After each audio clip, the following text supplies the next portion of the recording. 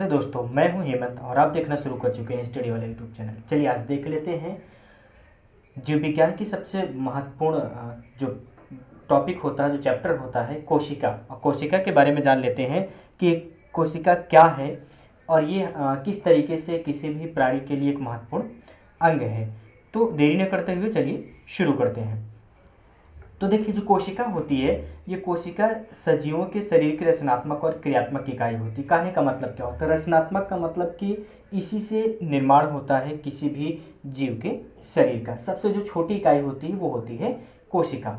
और क्रियात्मक का मतलब कि जो बेसिक वर्क होते हैं, जो बेसिक कार्य होते हैं किसी भी व्यक्ति के शरीर में, वो यहीं से होते हैं, यानी कि कोशिका के जरिए ही किए जाते हैं।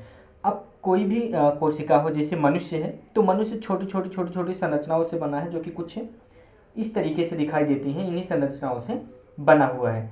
तो यदि बात करें संरचना की, जो यहाँ पे आप स्क्रीन पे देख रहे हैं, ये संरचना जो बनी हुई है, ये कोशिका का 3D मॉडल है। एक शेप काट करके दिखाया गया कि कुछ इस तरीके से कोशिका होती है। ठीक है, तो ये कोशिका ही क्या करती है? 1 से 2, 2 से 4, 4 से 8 जुड़ करके किसी भी जीव के शरीर का निर्माण करती है। अब इसमें देखिए, सबसे महत्वपूर्ण बात है कि इसमें लिखा हुआ है कि प्रायः यह स्वतः जनन की सामर्थ्य रखती है। स्वतः जनन का मतलब होता है कि यह खुद से पैदा होती है। कहने का मतलब कि जब कोशिका का निर्माण होता है तो वह 1 से खुद ही 2 बन जाती है और 2 से 4 बन जाती है। इसीलिए इसको कहा जाता है कि यह स्वतः जनन की सामर्थ्य रखती है। यह विभिन्न पदार्थों का वह छोटे से छोटा संगठित रूप है, जिसमें वे सभी क्रियाएं होती हैं जिनमें सामूहिक रूप से हम जीवन कहते हैं। कहने का मतलब कि जैसे देखिए कि शुरुआत से अगर समझें, इसको बहुत ही बेसिक पॉइंट से समझें, तो छोटे से छोटे, जैसे छोटे से छोटे संगठित रूप का मतलब पदार्थों का छोटा से छोटा संगठित रूप, इसमें कई अलग अलग पार्ट्स पाए जाते हैं। जैसे इसमें पाया जाता है हमारा वेहिकल्स पाए जाते हैं, राइबोसोम पाए जाते हैं, माइटोकॉन्ड्रिया पाया जाता है। तो इस तरीके के जो पार्ट पाए जाते हैं, इन्हीं सब पार्ट से, ये जैसे प्लाज्मा मेम्ब्रेन हो गया, लाइसोसोम हो गया, इन्हीं सब से मिलकर के ये बनी होती है कोशिका। और इन सब के कार्य से ही एक साथ में मिल करके एक जीवन का निर्माण होता है, यानी कि एक मनुष्य का या एक किसी जीव का निर्माण होता है। ठीक, तो आई होप कि ये चीज़ें आपको समझ में आ गई होंगी। अब देख लेते हैं कि कोशिका का जन्म कहाँ से हुआ, किस तरीके से कोशिका शब्द आया। तो कोशिका को अंग्रेजी में सेल कहते हैं। कोशिका को अंग्रेजी में सेल कहते हैं। और ये लैटिन भाषा, कौन सी भाषा? लैटिन। इंपॉर्टेंट है कि लैटिन भाषा का शब्द है और जिसका लैटिन भाषा में कहा जाता है सेलुला। इस शब्द से लिया गया है, जिसका अर्थ होता है एक छोटा कमरा। छोटा कमरा का मतलब कि जिस तरीके से एक छोटे कमरे में सभी क्रियाएं संपन्न होती हैं, वैसे ही हमारी जो कोशिका होती है, इस कोशिका में भी विभिन्न प्रकार की जो क्रियाएं हो रही होती हैं वो संपन्न होती हैं। ठीक, अब कुछ सजीवों जैसे कि जीवाणुओं के शरीर में एक ही कोशिका पाए जाते हैं, उन्हें एक कोशिकीय जीव कहते हैं। जैसे कुछ बात करें, अमीबा है, पैरामीशियम है, यूग्लिना है, तो ये सभी एक कोशिका में ही बने होते हैं। इनका सब कुछ जितना भी कार्य होता है, वो चाहे श्वसन का हो, उत्सर्जन का हो, ये सभी एक ही कोशिका में हो जाता है। तो इसीलिए इनको एक कोशिकीय जीव कहते हैं। लेकिन कुछ जानवर होते हैं या कुछ जीवधारी होते हैं जो कि एक से अधिक कोशिकाओं से मिलकर के बने होते हैं, तो उन्हें बहुकोशिकीय जीव कहते हैं। जैसे कुछ सजीवों में बात करें तो सबसे जो बेस्ट एग्जांपल है वो मनुष्य का ही है कि मनुष्य का जो शरीर है ये विभिन्न प्रकार की कोशिकाओं से मिलकर के बना हुआ है। अब बात कर लेते हैं कि कोशिका की खोज किसने की। तो कोशिका की खोज की थी रॉबर्ट हुक ने 1665 ईस्वी में। ठीक, 1665 ईस्वी में रॉबर्ट हुक साहब ने कोशिका को खोजा था और 1839 में स्लाइडेन तथा स्वान ने मिल करके कोशिका सिद्धांत को प्रस्तुत किया था। स्लाइडेन और स्वान ने कोशिका सिद्धांत को प्रस्तुत किया था, जिनके अनुसार सभी जीवों का शरीर एक से अधिक कोशिकाओं से मिल करके बना होता है। देखिए, अब जो भी सजीव होते हैं, जैसे कोई भी मनुष्य हो गया या कोई भी अन्य जानवर, जैसे गाय भैंस हो गए, तो इनका क्या होता है, जो शरीर होता है वो एक से अधिक कोशिकाओं से मिल करके बना हुआ होता है। अब इसमें क्या होता है कि ये जो सभी कोशिकाएं होती, कोशिकाओं की उपस्थित जो उत्पत्ति होती है वो पहले से उपस्थित कोशिका से होती है। बात को समझिएगा, जैसे अभी यहाँ पे बताया गया कि प्रायः स्वतः जनन में सामर्थ्य होती है। उसका मतलब यही है कि जो पहले से कोशिका विद्यमान होती है, उसी कोशिका से किसी दूसरे कोशिका का निर्माण होता है। ठीक, तो ये चीज़ें आपको हो सकता है कि कंफ्यूज करें कि ये कोशिका होती है, एग्जिस्ट करती है। जी हाँ, कहीं पे भी अगर आप स्टार्टिंग से पढ़ेंगे, जैसे किसी भी मनुष्य का जन्म होता है तो वहाँ पे दो कोशिकाएं जरूरी होती है। एक पुरुष का जो स्पर्म होता है, शुक्राणु होता है, वो भी एक तरीके की कोशिका है, और महिला का जो यानी कि अंडाणु होता है वो भी एक कोशिका है। अब कोशिका से जब मैचिंग होती है, यानी कि पहले से कोशिका विद्यमान है, तो उसी से क्या होता है, दूसरी कोशिका का निर्माण होता है, यानी कि एक शिशु का, एक बच्चे का निर्माण होता है। सभी जो सजीव होते हैं जिनमें की जैविक क्रियाएं होती हैं, वो जैविक क्रियाएं कोशिका के भीतर होती हैं। जैविक क्रियाएं जैसे कोशिका के अंदर ही क्रिप्स चक्र चलता है, जिससे कि माइटोकॉन्ड्रिया से हमको ऊर्जा मिल पाती है। कोशिका के अंदर ही श्वसन यानी कि जो ऑक्सीजन होती है, ऑक्सीजन को लेकर के और कार्बोहाइड्रेट को लेकर के ऊर्जा का निर्माण किया जाता है। और कोशिकाओं के भीतर ही आवश्यक आनुवांशिक सूचनाएं होती हैं। आवश्यक आनुवांशिक सूचनाएं यानी कि जैसे हमारा डीएनए हो गया, आरएनए हो गया, ये सभी क्या होती हैं, हमारी सूचनाएं होती हैं, यानी कि लक्षण होते हैं, जो कि हमें आप पीढ़ी दर पीढ़ी कोशिका के में सूचना के रूप में चलती रहती हैं। एक के बाद दूसरे, दूसरे के बाद तीसरी पीढ़ी में ये जाती रहती हैं।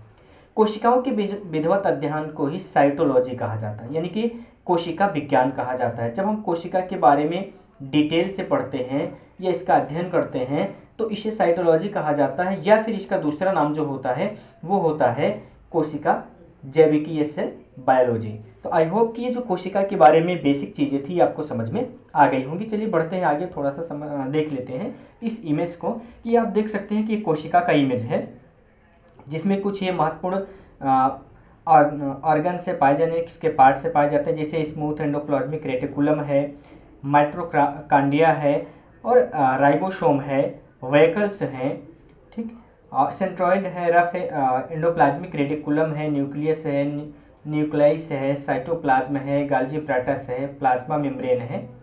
तो ये इस तरीके से इसमें विभिन्न अलग अलग जो पार्ट्स होते हैं पाए जाते हैं। इसके बारे में हम आगे डिटेल से पढ़ने वाले हैं। अब देख लेते हैं आविष्कार एवं अनुसंधान, यानी कि कोशिका की खोज कैसे, किस तरीके से कोशिका खोजी गई और क्या क्या इसमें रिसर्च किए गए, किस तरीके से आज जो हम कोशिका के बारे में पढ़ रहे हैं उसको हमने देखा है। तो सबसे पहले शुरुआत में हुआ क्या कि रॉबर्ट हुक नाम के एक वैज्ञानिक थे। इन्होंने 1665 में एक बोतल के कार्क में, कार्क का मतलब कि जो कांच की बोतल होती थी, तो कांच की बोतल के ढक्कन को जगह पे उसके मुख को बंद करने के लिए एक रबड़ के जैसा, एक लकड़ी के टुकड़े जैसा आता था, तो उससे बंद किया जाता था, उसी को कार्क कहा जाता था। उसमें इन्होंने देखा कि कुछ मधुमक्खी के छत्ते के आकार की संरचना दिख रहे थे, छोटे छोटे कोष्ठ दिख रहे थे। तो उन्होंने इसको देखा, जब देखा तो उस पर अध्ययन शुरू किया, और जब अध्ययन शुरू किया तो पता चला कि ये क्या थी, कि ये कोशिकाएं थी, और इन्होंने इसका क्या नाम दिया, इन्होंने नाम दिया कोशा। और इसको अपनी पुस्तक इन्होंने माइक्रोग्राफिया में छापा, यानी कि जो कोशा इन्होंने नाम दिया था, कोशिका का जो शुरुआती नाम था, इसको इन्होंने अपनी किताब में छापा। इसके बाद क्या हुआ कि रॉबर्ट हुक ने कोशा भित्तियों के आधार पर कोशा शब्द का प्रयोग किया हुआ था। कहने का मतलब कि ये जो कोशिका थी, ये कोशिका अलग अलग चैम्बर्स में यानी कि कोष्ठों में बटी हुई थी, इसलिए इसका नाम दे दिया गया कोशा। अब हुआ यूँ कि जब उन्होंने देखा कि मधुमक्खी के छत्ते के आकार की संरचना दिख रही थी, तो उसका अध्ययन किया तो वो जो कोशिका की खोज की इन्होंने मृत कोशिका की खोज की, यानी कि मरी हुई कोशिका का इन्होंने खोज किया था। ठीक, तो ये इंपॉर्टेंट पॉइंट है, याद रखिएगा कि कोशिका के जो मृत कोशिका थी उसकी खोज करता रॉबर्ट हुक, इन्होंने 1665 में खोजा था। कहाँ पे कि तो कार्क में खोजा था, यानी कि कार्क में देखा था, और ये कुछ मधुमक्खी के छत्ते के आकार की दिखने वाली संरचना थी, और इसका इन्होंने नाम क्या दिया था, कोशा नाम दिया था। ठीक है, अब इन्होंने कोशा नाम दिया था और इसको अपनी पुस्तक माइक्रोग्राफिया में इन्होंने इसको छापा हुआ था।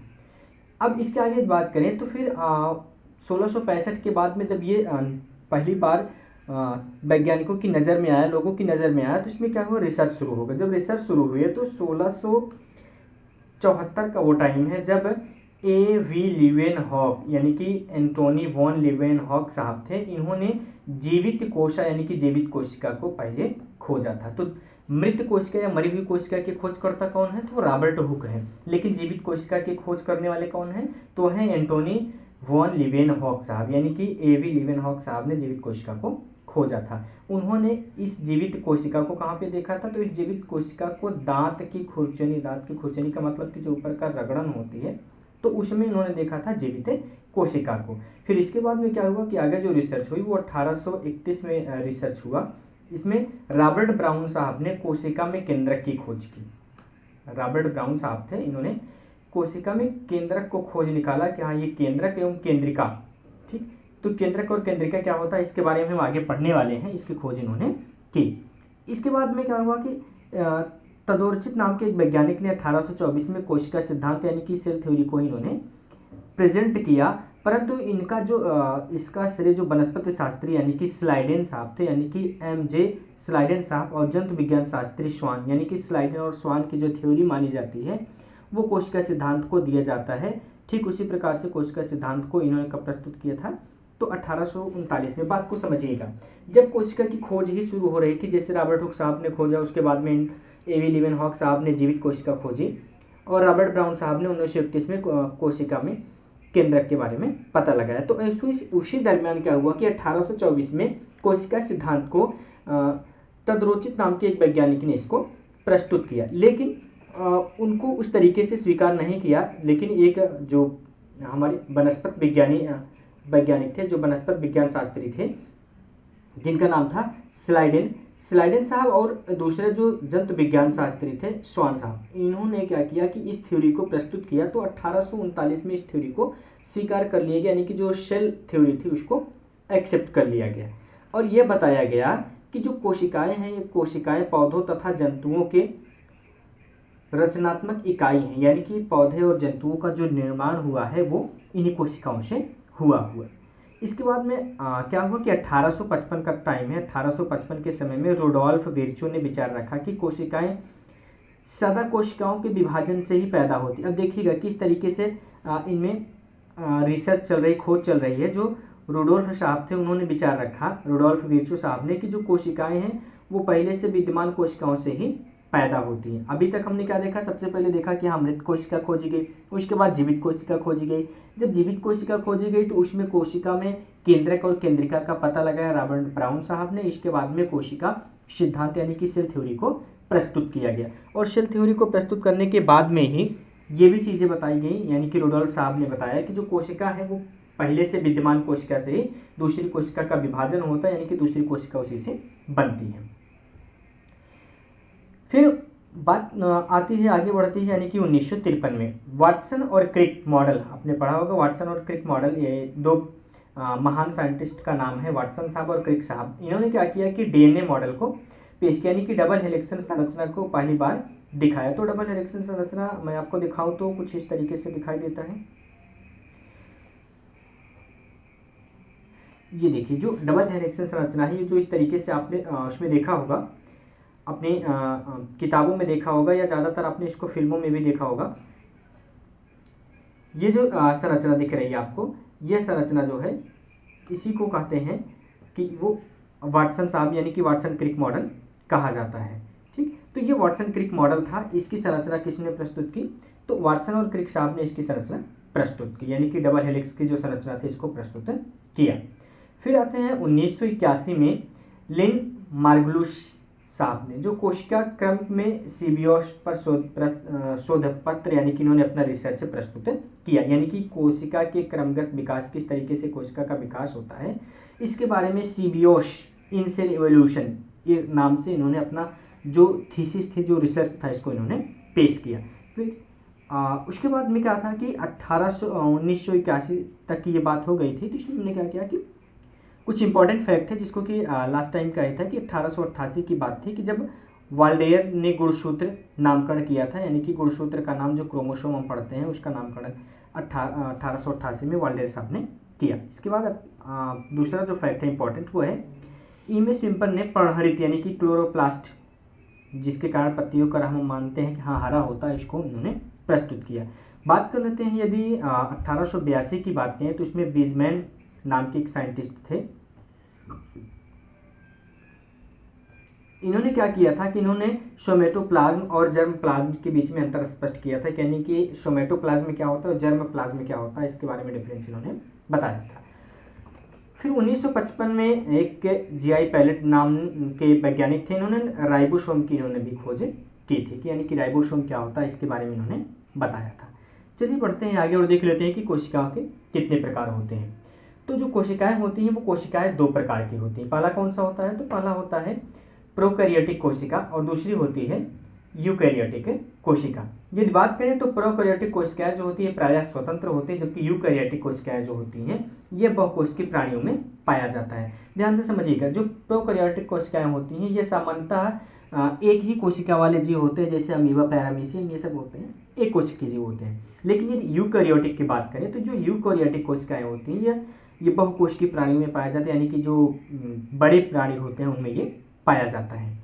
प्रोकैरियोटिक कोशिकाओं में क्या होता है कि इनमें स्पष्ट केंद्रक नहीं पाया जाता है, यानी कि एक अच्छा या इसको कहें कि सुविकसित केंद्रक नहीं पाया जाता है, और इसमें जो केंद्रक पाया जाता है उसको अल्प विकसित केंद्रक या केंद्रांग कहते हैं, और कोशिका द्रव्य में बिखरे रहते हैं।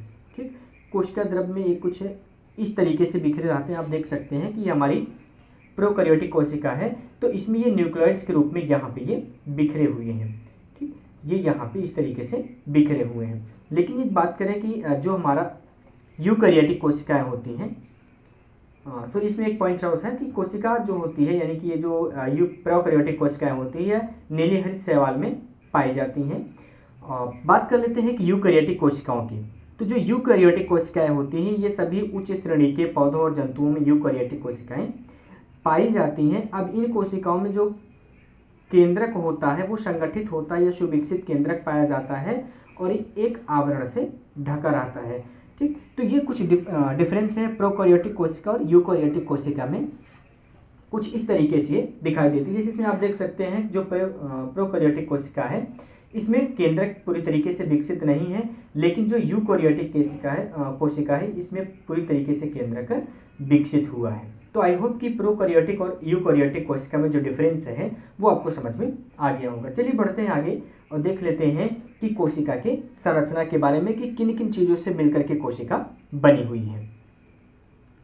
तो यदि बात करें तो कोशिकाएं सजीव होती हैं और वे सभी कार्य करते हैं जिसमें सजीव प्राणी करते हैं। इनका आकार अति सूक्ष्म आकृति गोलाकार, अंडाकार, स्तंभाकार, रोमयुक्त, कासाभियुक्त, बहुभुजी आदि प्रकार की हो सकती है। कहने का मतलब कि जो कोशिकाएं होती हैं ये अलग अलग आकार की हो सकती हैं। अब इनमें क्या होता है कि ये जेली जैसी एक वस्तु द्वारा घिरी रहती हैं। इसी आवरण को कोशिकावरण, ध्यान से समझिएगा, कोशिकावरण या फिर इसको इंग्लिश में कहते हैं सेल मेम्ब्रेन कहते हैं। किसे? एक जेलीनुमा संरचना होती है जो कोशिका को चारों तरफ से घेरे रहती है, इसी को हम कहते हैं कोशिकावरण। और कोशिका अवकली पारगम यानी कि सिलेक्टिव प्रियम्बल होती है। कहने का मतलब कि ये इस तरीके से बनी होती हैं कि इसमें किन पदार्थ को कोशिका के अंदर जाने देना और किन पदार्थ को कोशिका के अंदर नहीं जाने देना है, इनका ये काम होता है। यानी कि एक तरीके की झिल्ली होती है और ये अवकली पारगम होती है।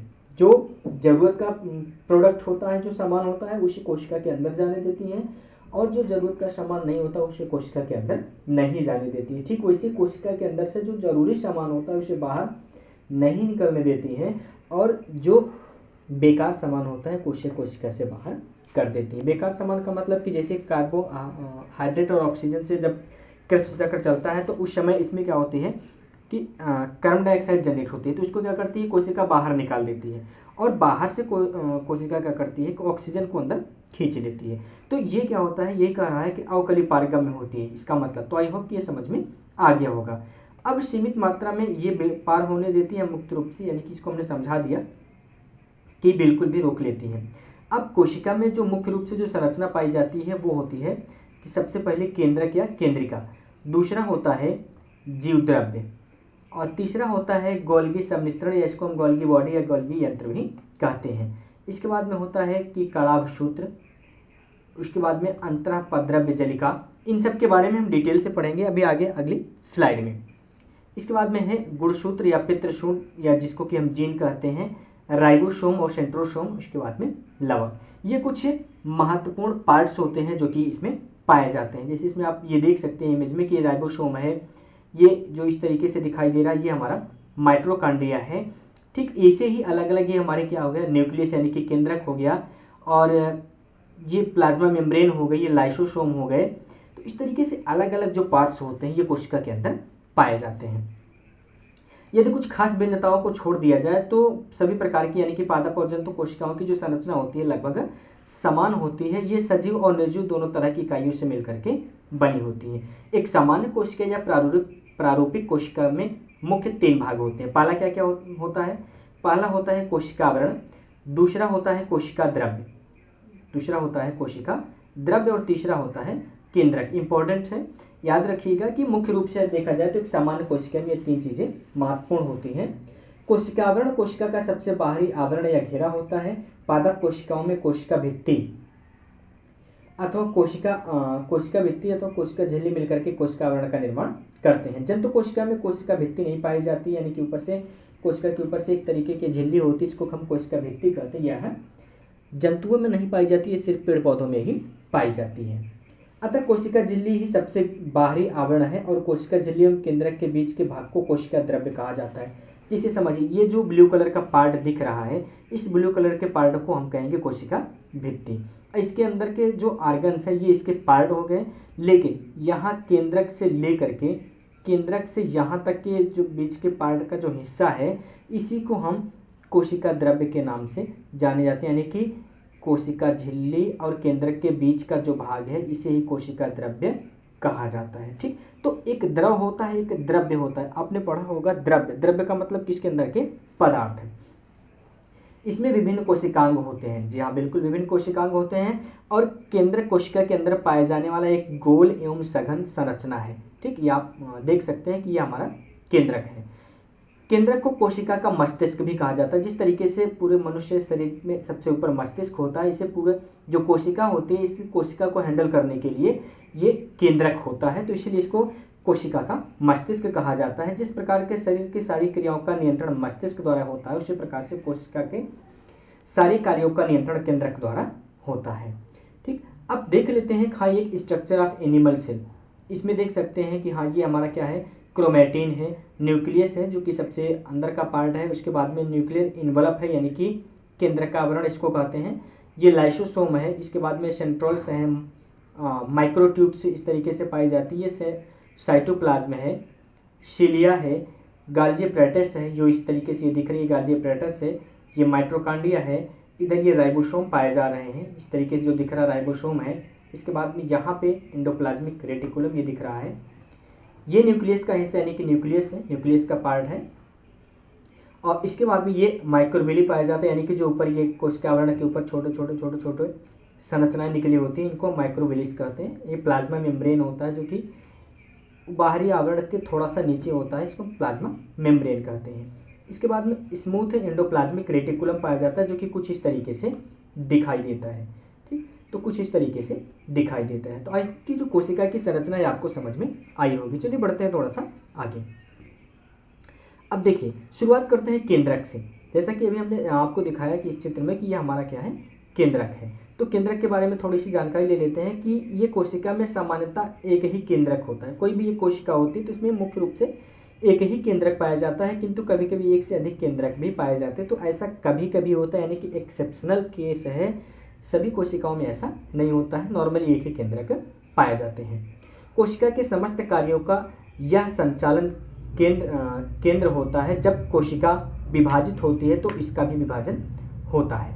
ठीक, अब बात को समझिए। जैसे एक केंद्रक है लेकिन एक कोशिका है, एक कोशिका क्या कर रही है कि ये विभाजित हो रही है, यानी कि एक कोशिका 2 टुकड़ों में बट रही है। तो इसमें क्या होता है कि जो हमारा केंद्रक होता है ये भी आधे आधे हिस्सों में बट जाता है, और क्या होता है कि आधी कोशिका से एक कोशिका का निर्माण हो जाता है और दूसरी आधी कोशिका से दूसरे आधे कोशिका का निर्माण हो जाता है। तो इससे क्या होता है कि एक अलग फुल कोशिका बन जाती है, एक दूसरी अलग फुल कोशिका बन जाती है, और जो केंद्रक हाफ अलग हुआ था इसमें एक पूर्ण केंद्रक बन जाएगा और इसमें भी एक पूर्ण केंद्रक बन जाएगा।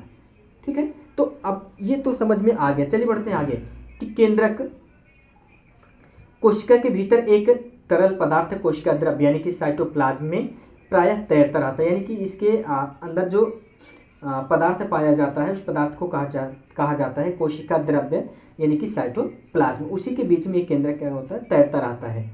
यद्यपि इसका कोई निश्चित स्थान नहीं होता है, तथापि अधिकतर लगभग मध्य भाग में ही स्थित होता है।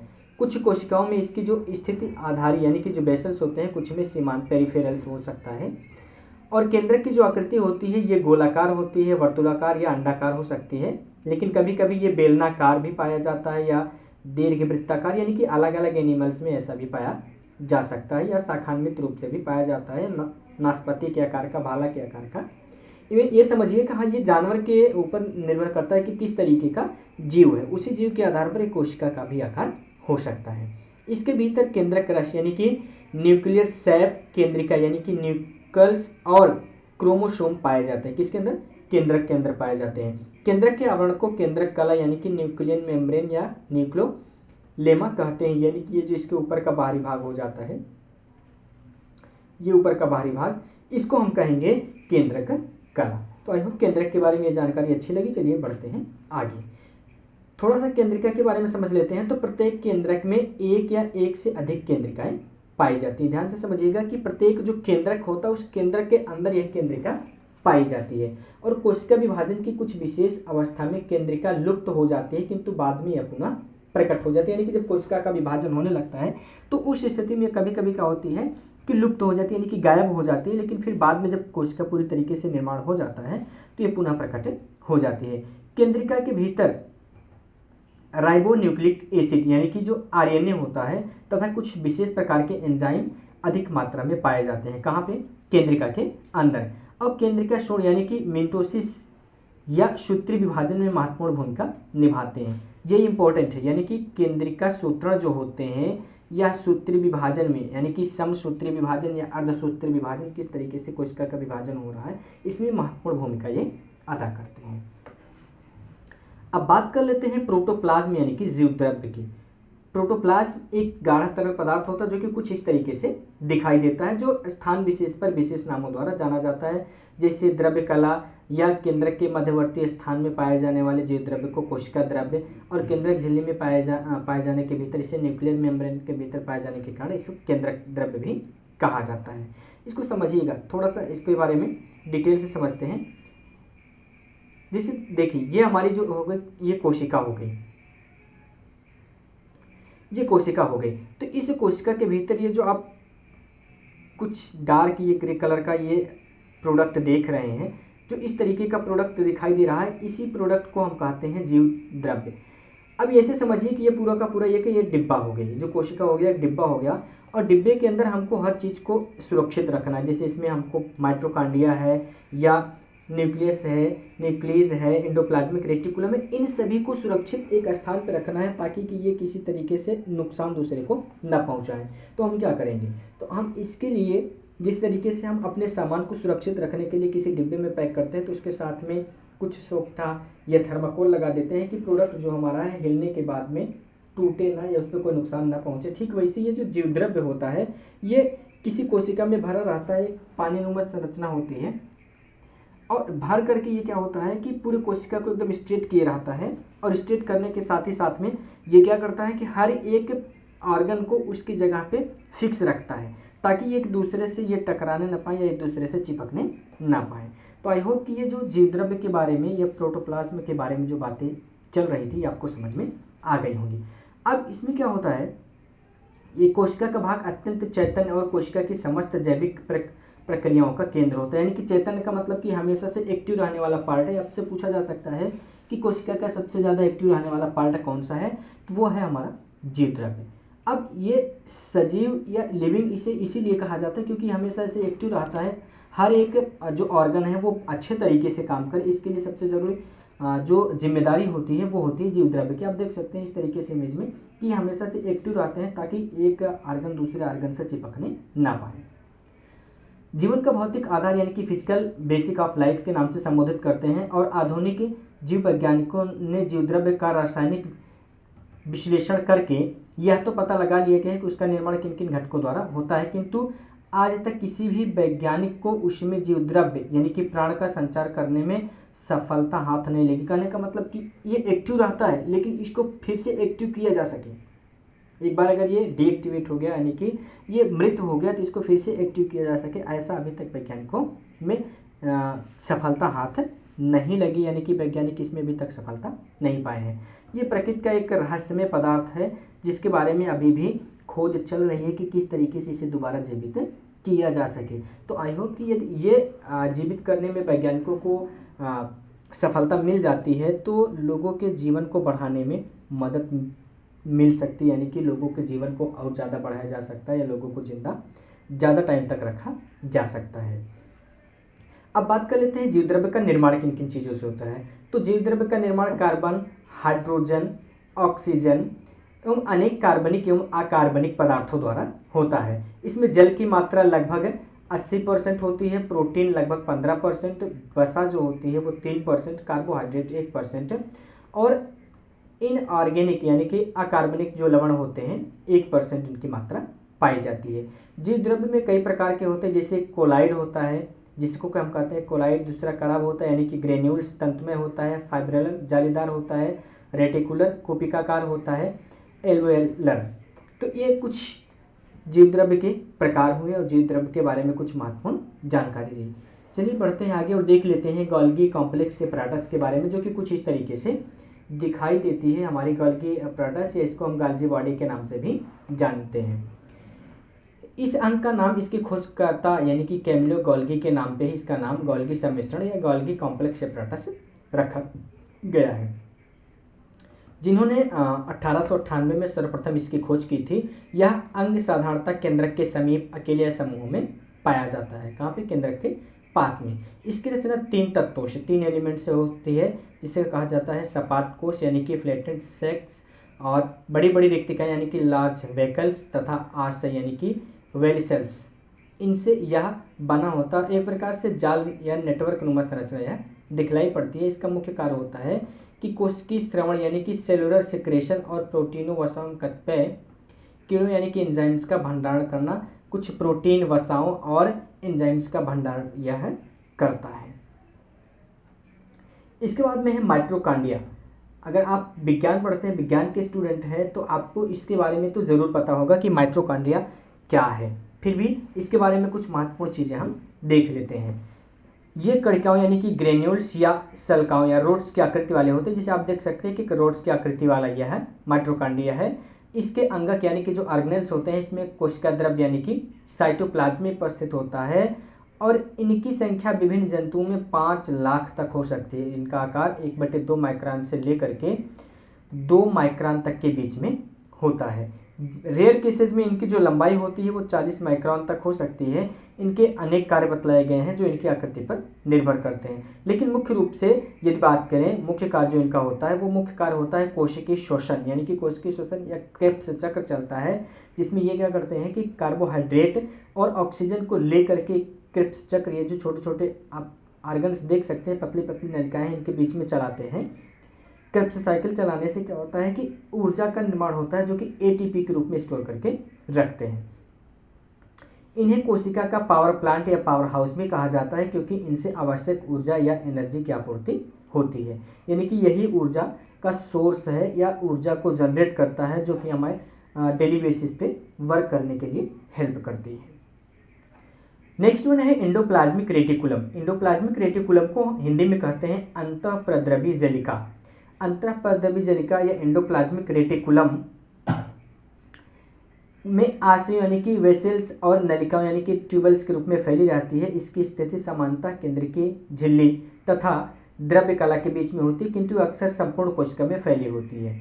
यह कोशिका 2 प्रकार की होती है, चिकनी यानी कि स्मूथ सरफेस की, और दूसरी खुरदरी सतह वाली यानी कि रफ सरफेस की। इसकी खुरदरी सतह इसलिए होती है कि इसमें राइबोसोम्स के कण बिखरे होते हैं और इसके अनेक कार्य बताए गए, जैसे मैकेनिकल सपोर्ट होता है, एक्सचेंज ऑफ मटेरियल्स होता है, इंटरसेलुलर ट्रांसपोर्ट होता है, और प्रोटीन संश्लेषण। ये काम होता है अंतःप्रद्रवी जलिका का। ठीक है, तो अंतःप्रद्रवी जलिका यानी कि एंडोप्लाज्मिक रेटिकुलम जो होता है वो आप यहाँ पे देख सकते हैं। ये एंडोप्लाज्मिक रेटिकुलम यहाँ पे ये फिगर के रूप में दिखाया गया है। ये एंडोप्लाज्मिक रेटिकुलम है। इसके बाद बात कर लेते हैं कि क्रोमोसोम्स की। क्रोमोसोम्स यानी कि गुणसूत्र या पितृसूत्र कहा जाता है। इस शब्द का निर्माण जो हुआ है वो क्रोम या सोमा शब्दों से मिलकर के बना हुआ था, जिसका मीन्स होता है रंगीन पिंड यानी कि कलरफुल बॉडी। तो गुणसूत्र केंद्रकों के भीतर के जोड़ यानी कि पेयर्स में पाए जाते हैं और कोशिका विभाजन के साथ केंद्रक सहित बट जाते हैं। यानी कि जब कोशिका का विभाजन होता है तो ये केंद्रक के साथ में बट जाते हैं कुछ इस तरीके से। ठीक, ये देखिए न्यूक्लियस जीन यानी कि क्रोमोसोम से हैं और ये क्रोमोसोम से जीन्स में बढ़ जाते हैं, जीन से फिर निर्माण हो जाता है डीएनए का। तो इस तरीके से ये बट करके जिन कोशिका के साथ में किसी भी माता पिता से उसकी संतान में उसके लक्षण को ले जाते हैं। इनकी संख्या जीवों में निश्चित होती है जो 2 जोड़ों से लेकर के कई सौ जोड़ों तक हो सकती है। जैसे मनुष्य है तो मनुष्य में इसमें कितने जोड़े पाए जाते हैं? 23 जोड़े, यानी कि 46 गुणसूत्र इसमें पाए जाते हैं।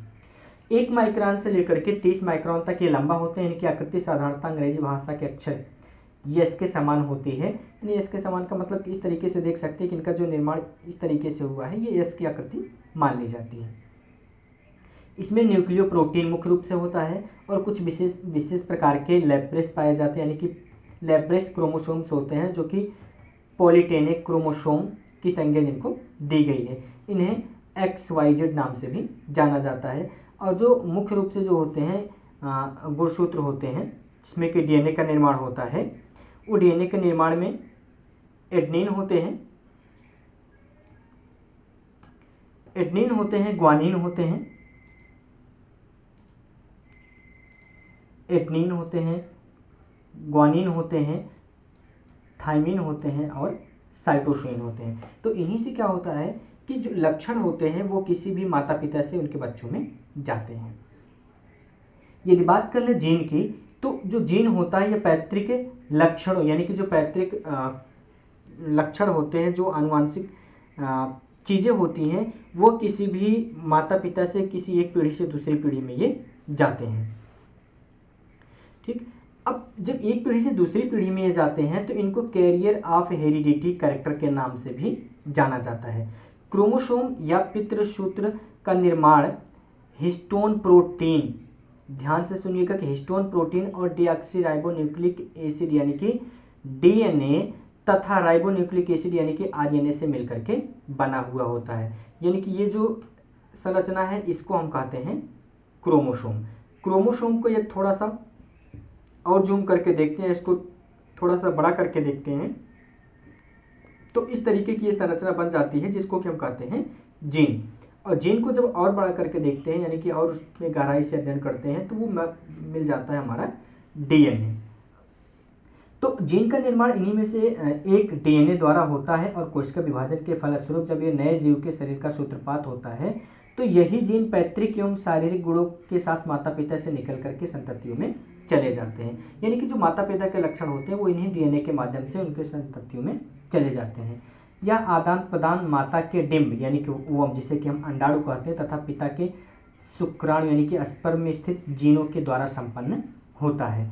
सन 1770 में जून मास में यानी कि जून के महीने में अमेरिका में स्थित भारतीय वैज्ञानिक, नाम इंपॉर्टेंट है, हरगोविंद खुराना साहब को कृत्रिम जीन उत्पन्न करने के लिए अभूतपूर्व सफलता मिली थी और इसके लिए इन्हें 1978 में नोबेल पुरस्कार से भी सम्मानित किया गया था। तो हरगोविंद खुराना साहब ने कृत्रिम जीन बनाया था जिसमें चेंजेस किए जा सकते थे और किसी एक मनुष्य के जीन में परिवर्तन करके उसके लक्षण को बदला जा सकता था, ये उसके अंदर की क्वालिटीज़ को बदला जा सकता था। तो इसके लिए हरगोविंद खुराना साहब को नोबेल पुरस्कार दिया गया था। अब बात कर लेते हैं राइबोसोम की। ठीक, तो राइबोसोम सूक्ष्म गुलिकाओं के रूप में प्राप्त एक संरचना होती है जो केवल इलेक्ट्रॉन माइक्रोस्कोप से देखा जाता है, यानी कि अत्यंत ही सूक्ष्म होते हैं, इसलिए इनको इलेक्ट्रॉन माइक्रोस्कोप से देखा जाता है। इनकी जो रचना होती है वो उसमें 50% प्रोटीन और 50% आरएनए होता है, यानी कि 50% आरएनए और प्रोटीन मिलकर के राइबोसोम को बनाता है। ये विशेषकर अंतःप्रद्रव्य जालिका के ऊपर पाए जाते हैं, इनमें प्रोटीन का संश्लेषण होता है। तो राइबोसोम की बात कर लें तो ये है राइबोसोम। आप देख सकते हैं कि ये राइबोसोम कुछ इस तरीके से छोटे छोटे पार्टिकल्स होते हैं, ये राइबोसोम पाए जाते हैं और राइबोसोम के बारे में हमने आपको जानकारी यहाँ पे दे दी। आई होप कि ये जो वीडियो था ये आपको पसंद आया होगा। इसमें जो जानकारी बताएगी वो आपको अच्छी लगी होगी, अगर अच्छी लगी तो वीडियो को लाइक करके जाइएगा और अगर अभी तक आपने चैनल को सब्सक्राइब नहीं किया हुआ तो प्लीज़ आप चैनल को सब्सक्राइब कर लीजिए, क्योंकि ऐसी इन्फॉर्मेटिव वीडियो मैं लेकर के आता रहता हूँ।